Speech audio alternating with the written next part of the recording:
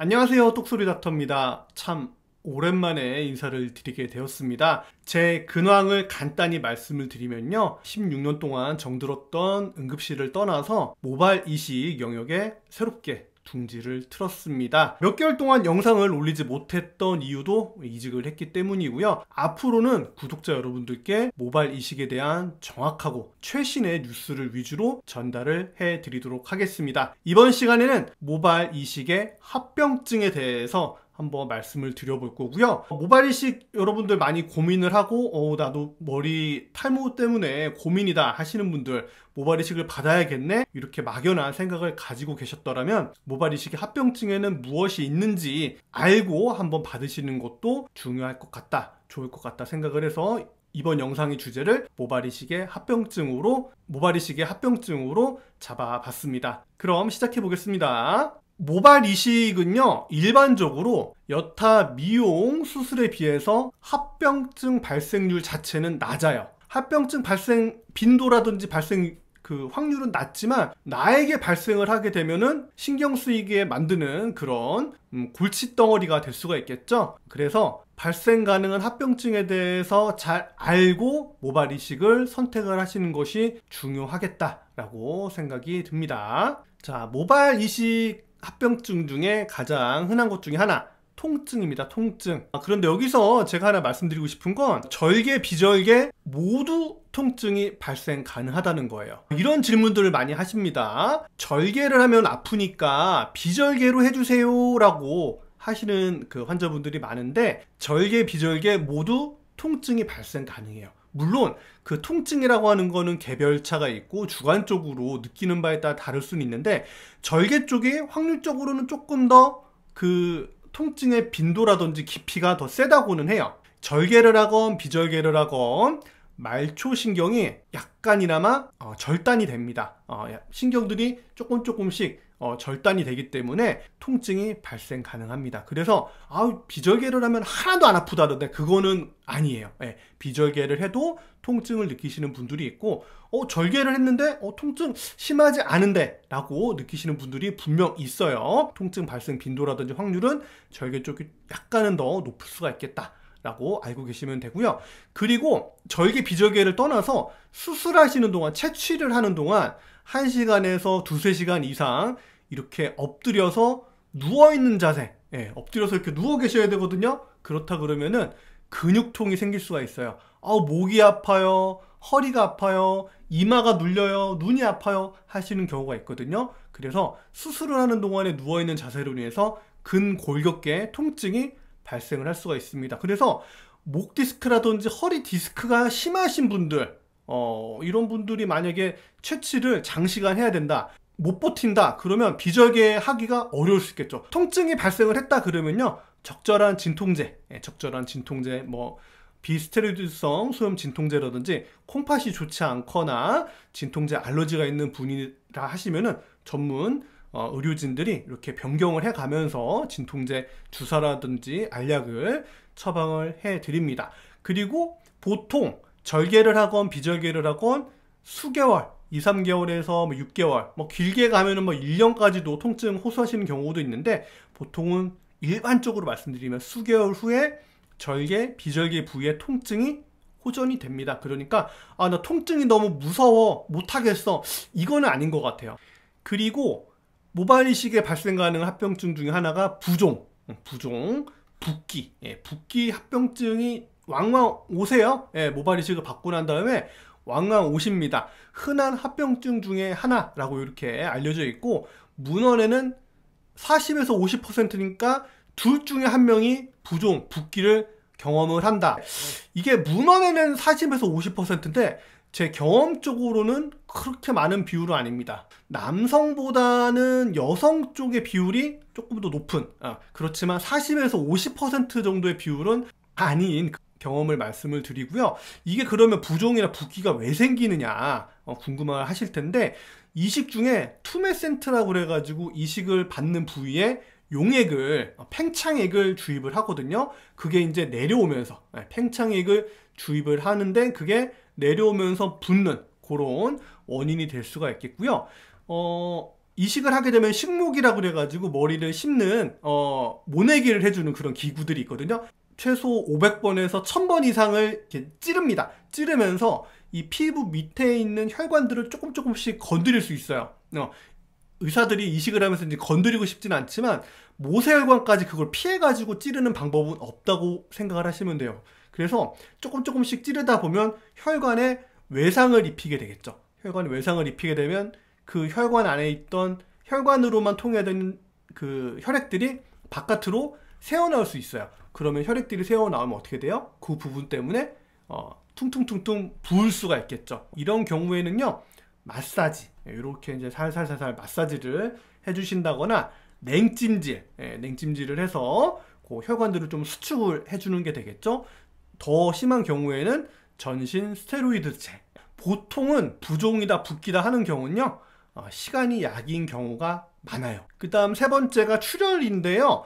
절개 부위 출혈 이렇게 적어놨는데 절개가 됐던 비절개가 됐던 출혈이 발생 가능합니다. 절개 부위 출혈 같은 경우에는 절개선이 이렇게 만들어지거든요. 만들어지면서 이제 봉합을 하는데 봉합을 했던 부위에 약간 이제 벌어져가지고 출혈이 발생하는 경우가 있고, 비절개를 하게 되면 이렇게 이제 펀치를 하게 되는데 펀치를 한 부위에서 주변에 그 피부 밑에 모세혈관이 있다고 그랬잖아요. 모세혈관들이 조금 이제 상처를 받게 되는 경우에는 이렇게 한 부위에서 뽕뽕뽕뽕뽕뽕 출혈이 되는 경우가 있어요. 보통은 이 부분을 뭐 한 땀 정도 봉합을 한다거나 아니면 스테이플러로 찝는다거나 할 수도 있는데, 어쨌든 절개가 됐든 비절개가 됐든 출혈이 될 수가 있고요.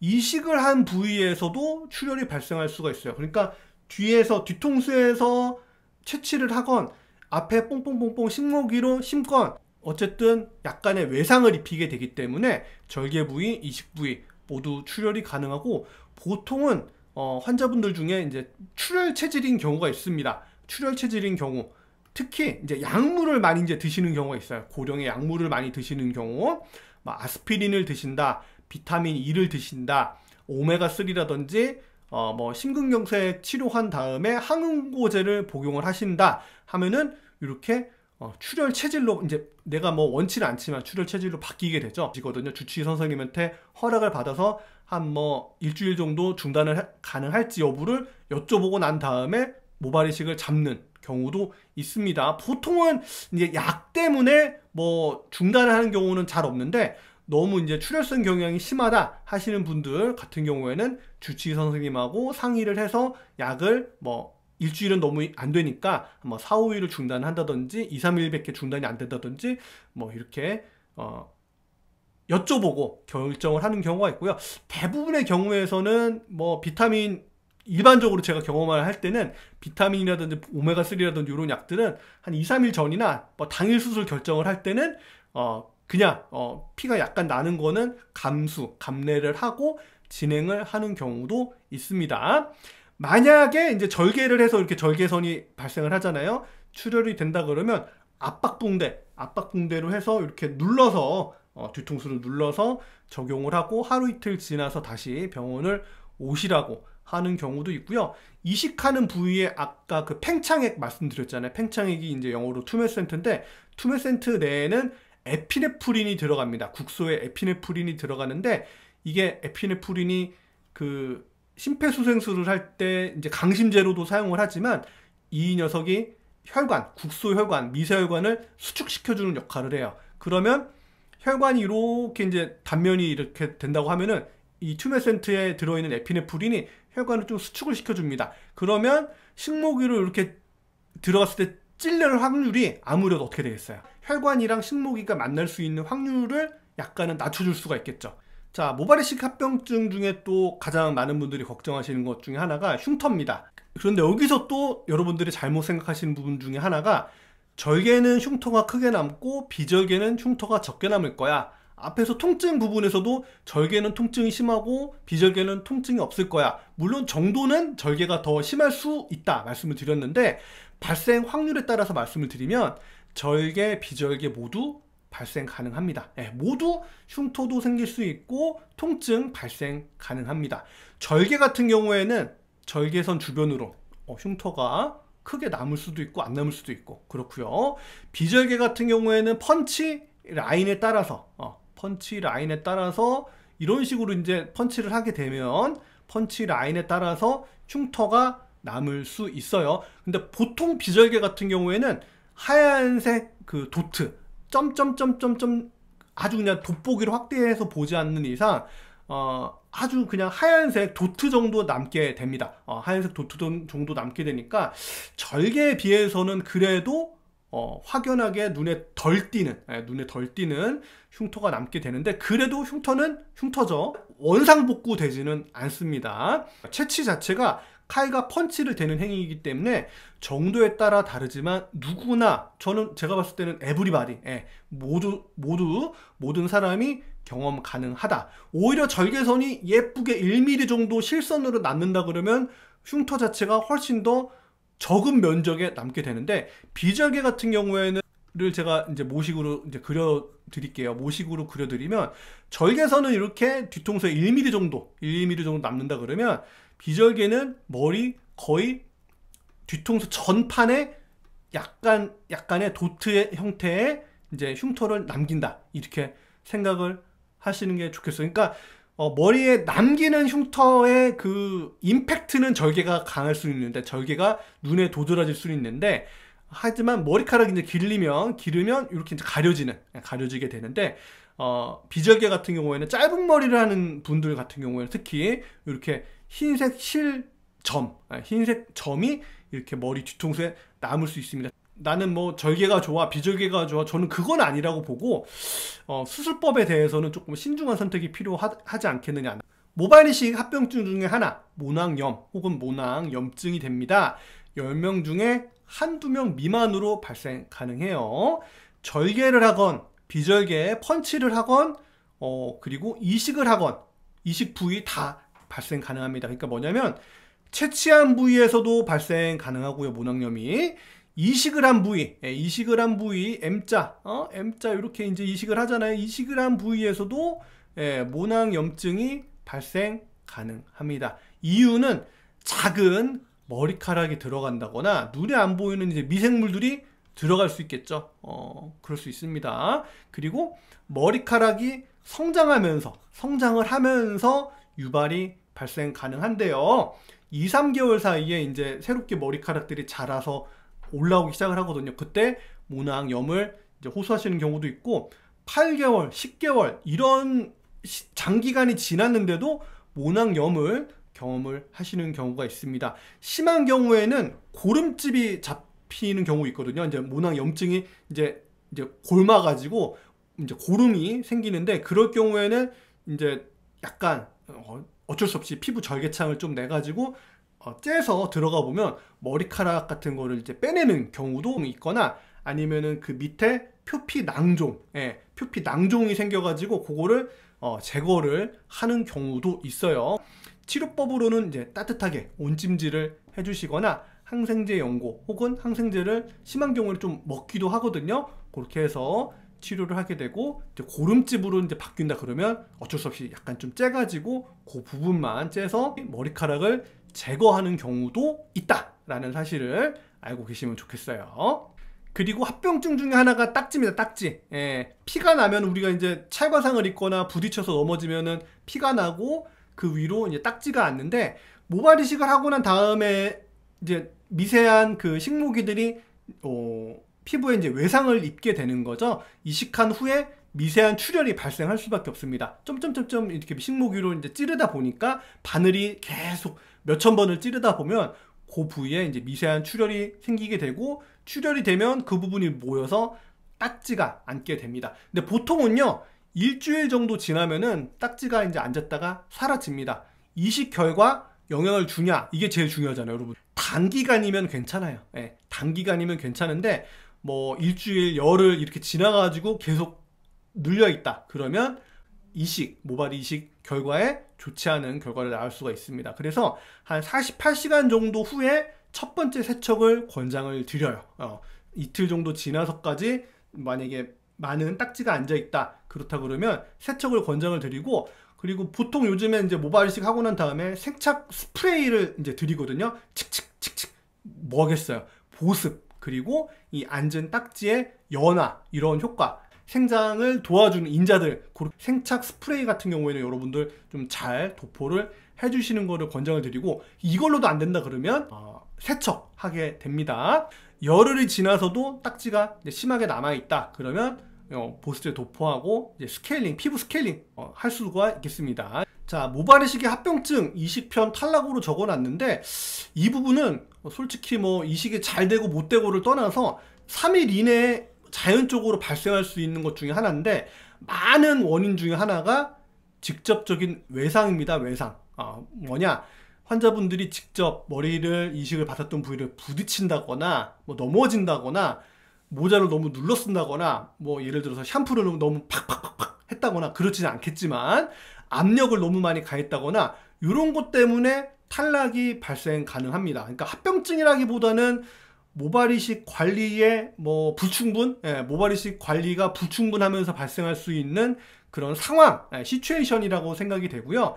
여러분들 그러니까 격렬한 운동이라든지 헬스라든지 뭐 수영이라든지 뭐 달리기도 너무 막 한다든지 하면은 모발 이식을 해놓은 게 탈락을 할 수가 있으니까 압력을 가하는 행위들, 격렬한 운동들은 한 2주 정도는 금하는 게 안전하겠다. 그리고 모발 이식으로 인해서 발생 가능한 합병증 중에 하나가 딸꾹질입니다. 딸꾹질. 수술 중간에도 발생을 할 수가 있고요. 수술 후에 이식을 다 받고 나가신 후에 발생 가능합니다. 100명 중 4명 정도 발생 가능하다고 그러는데요.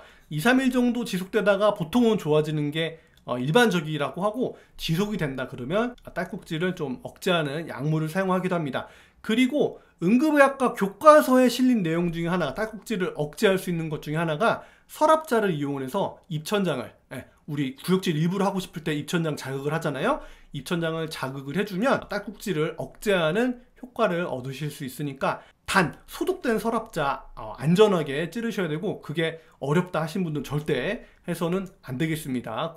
원치 않지만 모발 이식을 하고 난 다음에 겪게 되는 합병증 중에 하나가 채취 부위의 탈모입니다. 탈모. 채취를 한 부위에 탈모가 발생을 하는데, 여성에게서 약간은 더 흔하다라고 하고, 절개, 비절개 모두 다 발생 가능합니다. 절개 같은 경우에는 절개선 위아래 모두 절개선 따라가지고 이런 식으로 더 굵게 발생할 수도 있고, 비절개 같은 경우에는 이렇게 펀치 라인을 갖게 되죠. 펀치 라인을 이렇게 갖게 되는데, 펀치를 한 부분에 이렇게 확산돼 가지고 동그랗게 확산되는 형태의 탈모를 경험하실 수 있는데, 이유를 말씀드리면 절개가 됐던 비절개가 됐던 일시적으로 혈액 공급이 중단되니까, 절개를 하건 비절개를 하건 칼을 대건 그 펀치 드릴을 갖다 대건 혈관들이 이렇게 가잖아요. 혈관들이 갈 텐데 이 혈관을 어쨌든 끊어 먹잖아요. 어쩔 수 없잖아요. 끊게 됩니다. 작은 혈관들을 끊어 먹으면서 모낭에 혈액이 공급이 돼야 되는데, 이게 딱 단절이 되는 겁니다. 단절이 되면서 혈액 공급 중단에 따라서 성장기 탈모가 이루어지는 거예요. 절개한 부분 혹은 이렇게 펀치 해놓은 드릴로 펀치를 해놓은 부분, 이 부분에 탈모가 발생하게 되고, 보통은 3, 4개월 내에 저절로 해결이 됩니다. 3, 4개월 내에 저절로 해결이 되고, 자연스럽게 혈관들이 새롭게 형성되니까, 혈관들이 형성되면서 혈액 공급을 잘 원활하게 받지 못했던 부위에 혈액들이 공급이 되면서 해결이 되는 걸로 생각을 하시면 되고, 도포용 미녹시딜 도포를 해서 발모 효과를 얻어서 치료를 할 수도 있겠습니다. 모발 이식에 의한 합병증, 가려움증 있습니다. 많은 분들이 이제 가려워하시는데, 채취 부위가 가려워요, 이식 부위가 가려워요, 모두 다 발생 가능합니다. 이유는 상처 치유가 되면서 그런 사이토카인이라든지 몸 안에서 분비되는 물질들 때문에 발생 가능한 것으로 알려져 있고, 미녹시딜 사용으로 인해서 그것 때문에도 또 가려워하시는 분들도 있습니다. 국소적으로 스테로이드 연고를 바르시거나 항히스타민제, 알러지 치료제를 사용을 할 수도 있고요. 그리고 모발이식 합병증 중에 하나, 감각 저하 혹은 감각 상실, 감각이 뒤통수가 얼얼해요, 느껴지지 않아요, 느낌이 안 나요, 내 살 같지가 않아요, 이런 것들 호소하시는 경우가 있는데, 절개, 비절개 모두 발생 가능합니다. 앞에서 말씀드렸죠. 혈관들을 약간 이제 끊어먹고 말초 신경들을 끊어먹기 때문에 모두 다 발생 가능한데, 그래도 다행스럽게 신경 절단이 발생을 하지만 6개월에서 12개월 후에 감각이 보통은 회복이 됩니다. 자, 모발 이식을 받고 난 다음에 겪게 되는 아주 낮지만 발생 가능한 합병증에 대해서 말씀을 드려볼게요. 거의 경험하기는 어렵습니다. 모발 이식 자체가 합병증이 뭐 많은 그런 수술은 아니기 때문에 경험하는 확률은 적지만, 그래도 나한테 발생하게 되면은 약간 짜증나고 화가 날 수 있는 합병증일 수 있으니까 한번 설명을 드려볼게요. 첫 번째로 비대성 흉터 켈로이드입니다. 이 부분은요, 저 흉터 체질이에요, 저 켈로이드 체질이에요 알려주시면서 이제 들어오신 경우가 있는데, 이게 알고 있더라도 나한테 다시 또 눈에 보이는 부분에 발생을 하게 됐을 때는 짜증나거나 화가 날 수가 있는 부분이거든요. 그래서 서로 발생 가능하다라는 부분에 대해서 이해를 하고 인정을 하고 어느 정도 들어가야 되는 부분들이 좀 있는 것 같아요. 그래서 의사는 흉터 발생 가능성에 대해서 설명을 해줘야 되고, 환자는 흉터 발생 가능성에 대한 설명을 고지를 받아야 되고, 그런 부분이 있는 것 같습니다. 그리고 두 번째는 동정맥류인데요. 뭐 용어가 좀 어려울 수 있는데 쉽게 말씀드리면 동맥이 있어요. 동맥이 있고, 색깔 바꿔서 정맥이 있습니다. 정맥이 이렇게 동맥과 정맥 같이 주행을 하거든요. 그런데 식모기를 쓰게 되면 식모기로 이제 피부를 찌르잖아요. 찌르게 되면 이 동맥과 정맥을 의도치 않게 이렇게 찌르는 경우가 발생을 합니다. 모든 의사들이 마찬가지겠지만 찌르고 싶어서 찌르는 의사는 전혀 없습니다. 피한다, 최대한 조심해서 한다 하는데, 동맥과 정맥을 특히 여기 요 부분 있잖아요. 측두부 쪽 여기 이제 관자놀이 부분에 요 부분에 동맥과 정맥을 식모기로 사용을 했을 때 이렇게 찌르는 경우가 있습니다. 그러면 어떤 상황이 발생을 하느냐, 여기에 통로가 만들어져요. 통로. 동맥과 정맥을 찌르면서 이렇게 통로가 만들어집니다. 이게 동정맥류입니다. 쉽게 말해서 동맥과 정맥의 통로를 동정맥류다 라고 생각하시면 되고, 얇은 미세한 식모기로 찌르기 때문에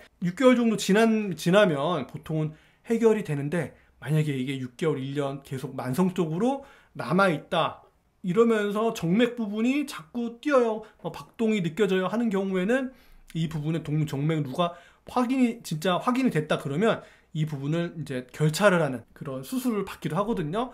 그리고 적은 확률로 거의 이제 감염이 없거든요. 감염이 없는데 아까 말씀드렸던 모낭 염증이 심해져서 더 심각한 형태의 감염이 발생하는 경우도 있습니다. 그리고 실신하는 경우, 엎드린 자세, 뭐 누워있는 자세 모두 다 발생 가능하게 되겠고요. 통증을 너무 극심하게 느끼는 경우에는 페인샥이라고 그래가지고 통증에 의한 쇼크를 경험을 하실 수도 있습니다. 이식한 부위에 색소 변성이 생겨가지고 얼굴이랑 이식을 한 부위랑 너무 확연하게 차이가 나는 경우를 경험하실 수 있어요. 그래서 햇빛 노출을 이식한 다음 한 달 정도는 햇빛 노출을 조금 줄이시는 게 좋다라고 설명을 드립니다. 자, 그리고 마지막인데요. 채취 부위 혹은 이식 부위가 괴사되는 경험을 하시는 경우도 있을 수가 있어요.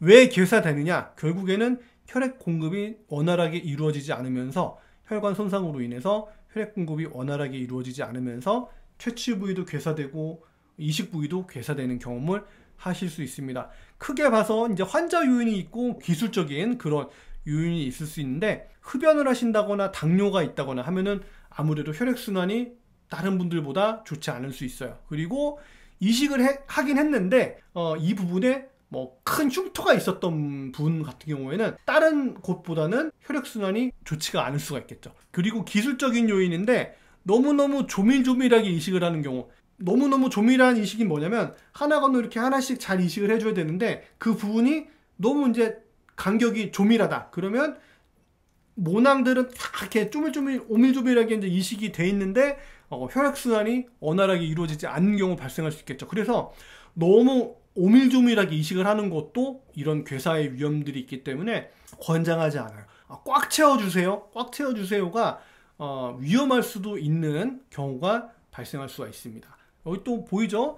대량모 이식, 이제 메가그래프트라고 그러는데, 보통 5,000모 이식 들어가는 메가그래프트 같은 경우에는 이거 자체가 괴사의 위험을 어느 정도 높일 수 있다라는 거를 알고 계셔야 되고요. 그리고 앞서서 이식을 할 때 투메센트 팽창액을 쓴다고 그랬잖아요. 조직 팽창액을 쓰게 되는데, 이 경우에 고농도 이제 에피네프린이 어느 정도 일정 농도로 들어가야 되는데 고농도로 들어가는 경우에는 혈관 수축이 뭐 예를 들어서 한 요 정도 돼야 되는데 혈관 수축이 너무 왕창 이루어지는 거죠. 그러면서 혈액순환이 이루어지지 않으면서 그 부분이 괴사되는 경우도 생길 수가 있겠죠. 그래서 에피네프린 농도도 적정해야 되고 간격도 적절해야 되고 너무 한 번에 대량모를 이식을 하는 것도 위험할 수 있다라는 사실에 대해서 알고 계셔야 되고, 그래서 대량모 같은 경우에는 예를 들어 이분이 7.5, 6.5, 7.5, 8.5 하면 좋기는 한데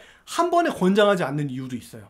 이번에 4.5 하고 다음에 4.5 혹은 3.5, 2.5 하시는 게 좋다라고 하는 경우가 이런 이유 때문인 경우도 있으니까 한 번에 뭐 만무 이식하면 좋다, 한 번에 끝내는 게 좋다, 그거는 약간은 이제 일장일단이 있는 게 되겠다라고 알고 계시면 좋을 것 같습니다. 여러분들 모두 등모하시길 바라겠습니다. 모발 이식 의사 똑소리 닥터였습니다. 감사합니다.